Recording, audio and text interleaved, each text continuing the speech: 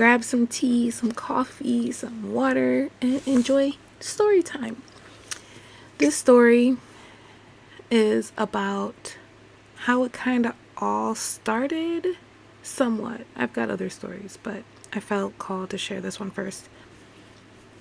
So a little backstory of like my childhood growing up. I have both parents. They're both married. Had a pretty decent childhood, but I was a very depressed child. I was always alone in my room writing poetry, keeping to myself. About 15 after I lost my virginity, that's when life kind of like threw itself around as I started to get older. From 15 or 16 all the way up until I was 18, I was always at parties with my friends. We were getting drunk all summer, smoking weed, doing all of the shebang. And I partook in a lot of those activities. Until one day, I was at a friend's house. She was like one of the first friends to like have her first place. So there was like parties every day. And there was one day where I'm just like, I'm tired of drinking. And like people would just show up at her doorstep with cases of beer. And there was that one night that was like very pivotal. And I was sitting in the kitchen counter and I was just watching everybody get drunk. I was sober. I didn't feel like drinking that day. And something hit me and I'm just looking all around me like, what's happening? Like, is this what we do? Watching some friends like go off into rooms with people that they didn't even know and I was like, oh, so they probably view me as one of them.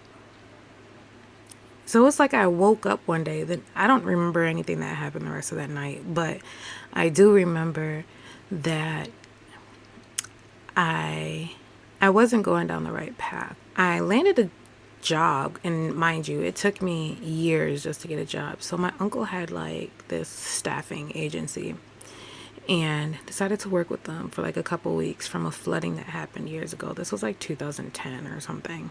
I think it was. Not 2010, like 2010. And I worked with them for like a week or so, stacked up a couple of dollars, and out of the blue, I'm just like, I just felt like I needed to go. I did not belong in Wisconsin. Mind you, I was in Wisconsin. I felt like I don't belong here.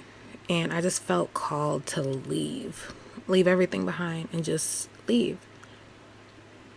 So I got the job gig with my uncle, stacked up a couple of dollars. And then I remember telling my mom, like, I'm moving to Maryland. Mind you, I have never left the state of Wisconsin besides maybe one time to Chicago and one time to Minneapolis.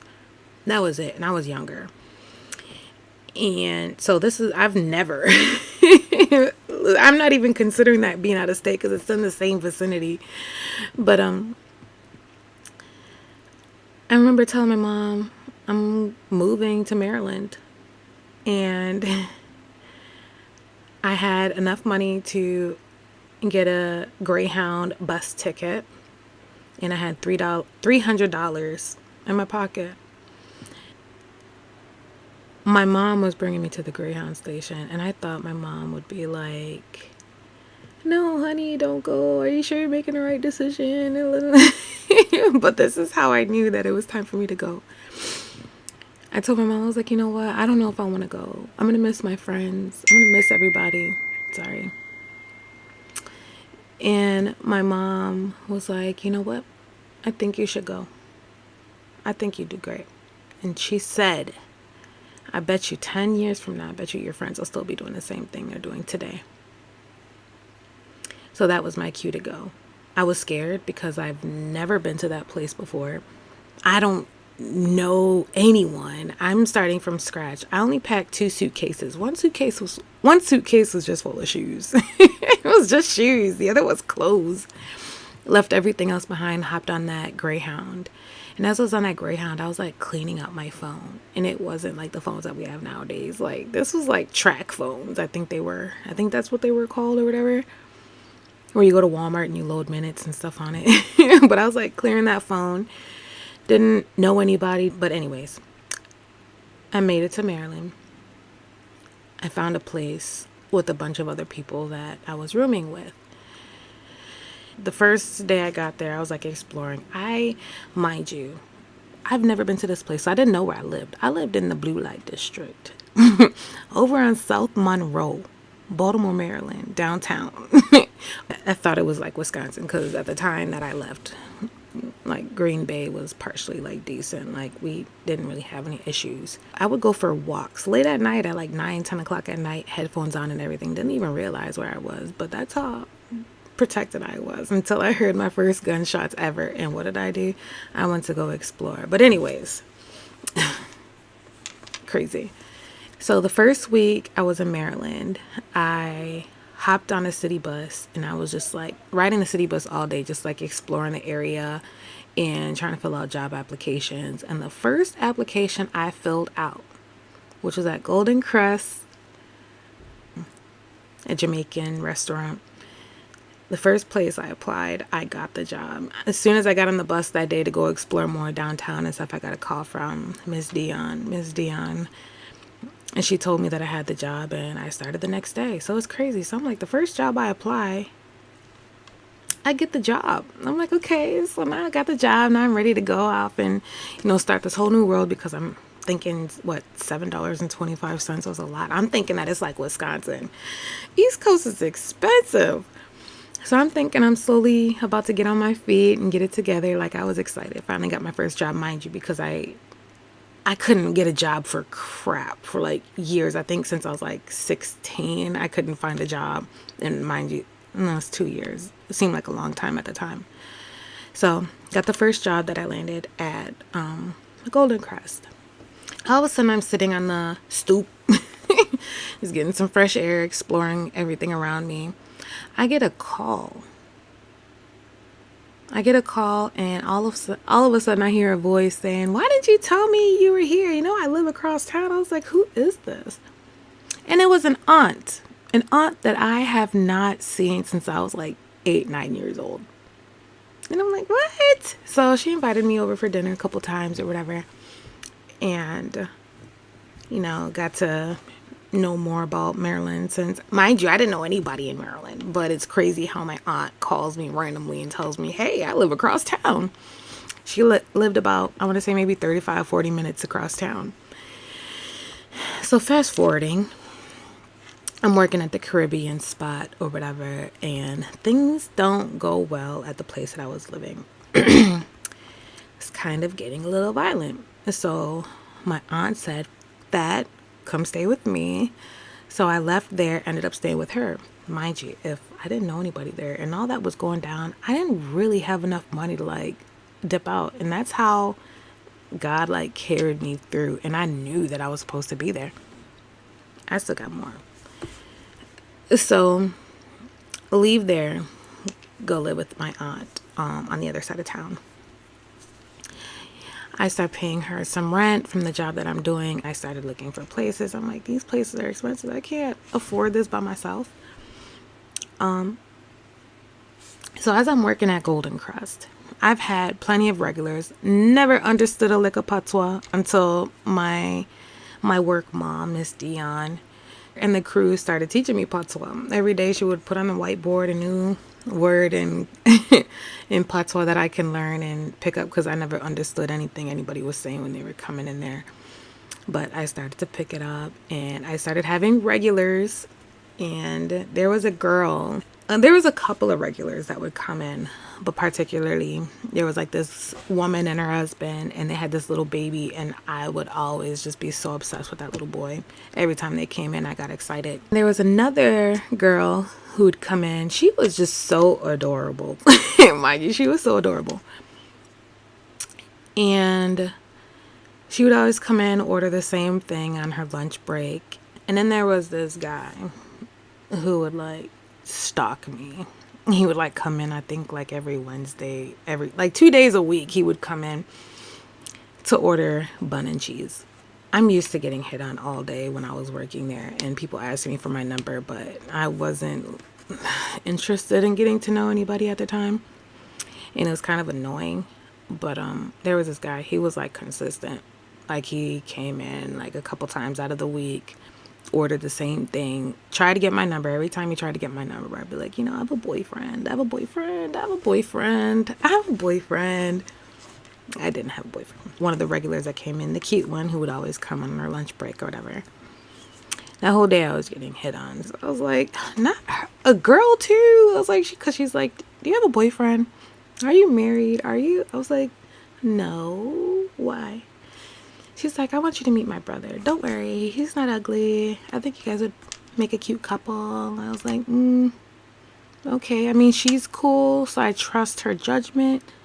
I was like, fine, whatever. It's cool. She's like, okay, I'll bring him in one of these days. That same night, that creepy stalker guy was her brother. That was her brother. So he already knew that I didn't have a boyfriend. He knew I wasn't married, so I ended up giving him my number or whatever.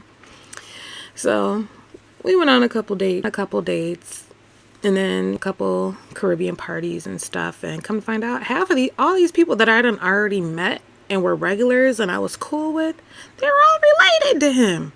So I was like, what a coincidence. So anyways, fast forwarding, we're dating and all this other stuff, and things are going good until my aunt was like, I am moving back to Wisconsin. And I'm like, no, what am I going to do? I was like, I just met someone and I don't want to move back now. And she's like, well, you have until this time to figure out if you're going to move back with us or, we just got to figure it out. What am I going to do? So I told my then boyfriend at the time, I was like, what was going on? Met the family, and so they welcomed me in because he didn't want me to go either. Come on, like we just started getting things off the ground. So I ended up moving in with him and his family, and things are going good, and all of a sudden I'm getting proposed to. So let's do a little recap. So I come to Maryland with nothing, with $300.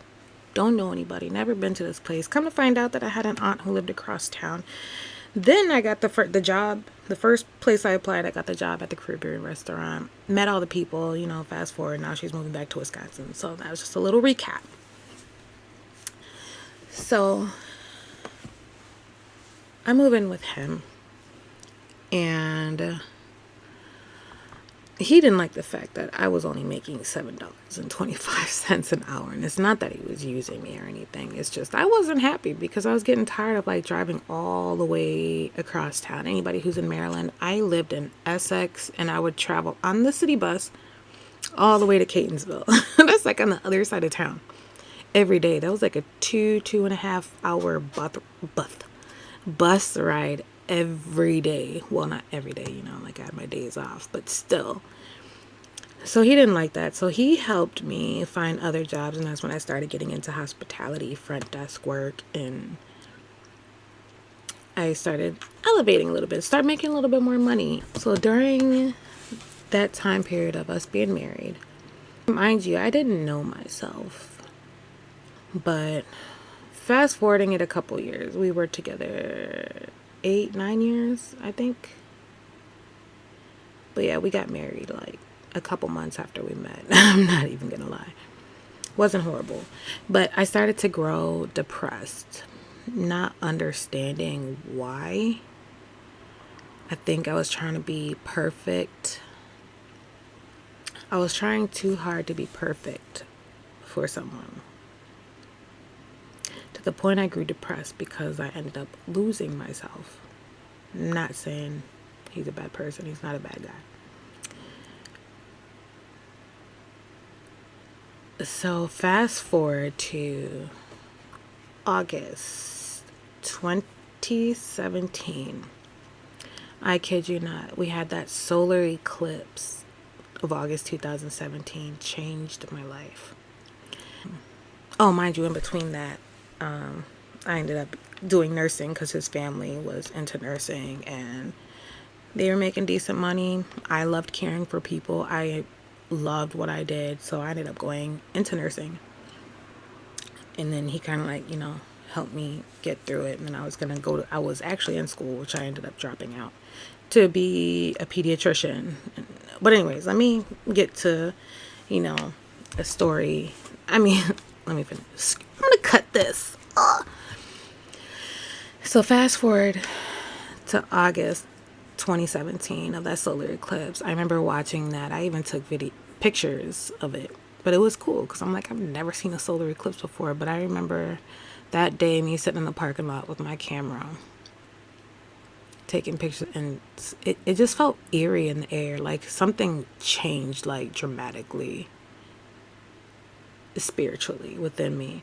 Like I just didn't feel right ever since. Like I just all of a sudden I started getting like these visions, and I would like call my mom after work in the morning and cry because I'm like, I feel like, mind you, I was a Christian at the time. I would cry. I'm like, I'm gonna go to hell because I feel like I'm gonna leave my husband. I feel like we're not supposed to be together. I feel like things are gonna end. Like I don't feel good about this, and it was scary for me because I just wanted to do right by God. And with all the eerie energy I've been feeling, like weeks and months after that, like I'm just trying to like find myself, like all these visions were like hitting me left and right. I wasn't understanding because I've never really had it hit me like that. I'll even share a story about like my childhood and my depression and my suicide attempts that I've been through, and I'll share that in another story. But I was doing Uber or Lyft, whatever, and I met this guy. TMI, but I'm going to share it anyways. Like, there was a point in my marriage where I wasn't sexually attracted to my husband. I thought there was something wrong with me hormonally. Like, to the point I tried to get healthy and I tried to lose some weight, and it still wasn't helping. I just didn't understand why I couldn't get intimate with my husband. Mind you, I had everything. We had our own place, we had our own cars, we had great careers, we had everything pretty much, but I just didn't understand why I wasn't like sexually attracted to my husband. I even gave him permission, like, it's okay if you you can go out there and go have sex with somebody, because I can't do it. So that was before even like the eclipse and everything. So anyways, fast forward back to what I was talking about. So I was like doing Uber or Lyft, and then I met this guy. And then instantly when I met this guy, like something, I don't know what it was, but it was like soon his energy just like, it like woke me up. I don't know. I'm driving, trying to play it all cool, trying to be professional. Had my wedding ring on, and I remember driving, trying to start small talk, just to keep things not awkward. And I remember him looking at me in that rearview mirror, and he's like, and mind you, I'm a smiley, bubbly person. I'm a Taurus. Like, nobody would ever know that there's something going on with us unless you really knew us. But I remember he was looking at me, and then I remember him saying, "Are you really happy?" And I was like, "Huh?" I was like, "What are you talking about?" So I don't remember exactly what he was asking me, but I remember he was just like reading my soul. And something inside me kind of like, I don't know, butterflies. I don't want to be provocative on here, but I got aroused. And we weren't even talking sexually. I didn't understand what it was. So he said he was a producer, and I was like, maybe this is a sign that I need to get back into playing with music again, because music made me happy. So we exchanged Instagrams, and we actually kind of linking up. And I'm not gonna lie, I was a little secretive with it because I didn't want my husband to know that I was like kicking it with some other man, trying to start music again. And I was dishonest at the time. And when I went over there to work on music, let's just say we didn't work on music. And and it kind of just woke me up. But at that moment, the guilt like ate me up to the point where I'm like, I can't keep this a secret. So I was like, at that point, I knew that if things were over with me and my husband, because I realized what I was missing from my relationship, and that was to feel seen, to for somebody to like see my soul, to see my spirit, and this man could like read everything about me, all the way down to like when my periods were gonna start. It was like this. I would tell myself that man is the devil himself. So that night after it happened, I was scared to face my husband because I was going to tell him. And I was kind of hoping that I would have like the easy way out by saying, I was hoping that he'd be like, oh, F you, big. I was hoping for all that because it would have been easy. It would have been easy to let go. But instead, after I told him he forgave me, I felt even more like SHIT. But then again, I had to tell him, like this isn't working. I don't think that we should move forward with that. And I am going to finish the rest of this story. That was just a sample in the next video. But stay tuned. So with that story, when we take that leap of faith, when we get a nudge or an inkling that we need to do something, we need to trust and believe that our higher power got us. And if it was aligned, everything will be lined up perfectly for you. So just to recap, I woke up one day and decided, I'm gonna move to Baltimore. I got landed with a job to make the money for the Greyhound ticket for the little $300 that I had in my pocket. To the first week of me getting there, I get the first job I applied for.